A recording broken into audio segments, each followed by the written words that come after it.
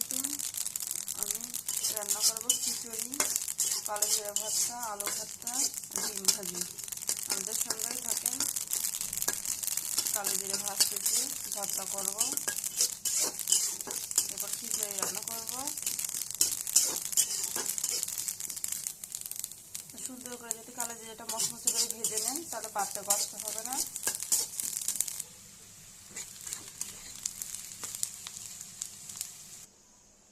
কালো জিরাটা এখন বাটবো।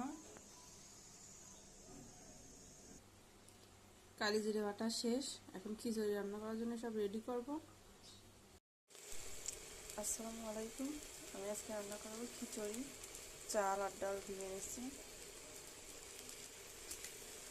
তেজপাতা দিয়ে দেব, রসুন আর পেঁয়াজ,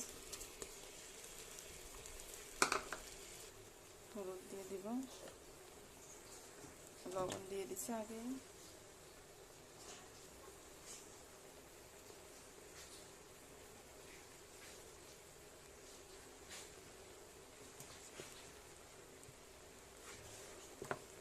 খিচুড়িটা আমি প্রেসার কুকারে রান্না করছি।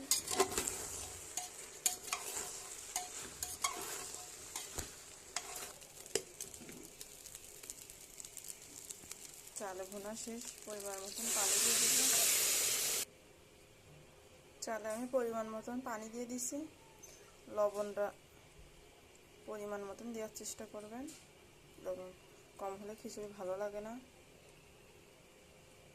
প্রেসার কুকারে ঢাকনা দিয়ে আটকে দেবো। এখন খিচুড়ি রান্না শেষ। কালো জিরা ভর্তা, কামরাঙা মরিচের আচার, কামরাঙা মরিচের আচার,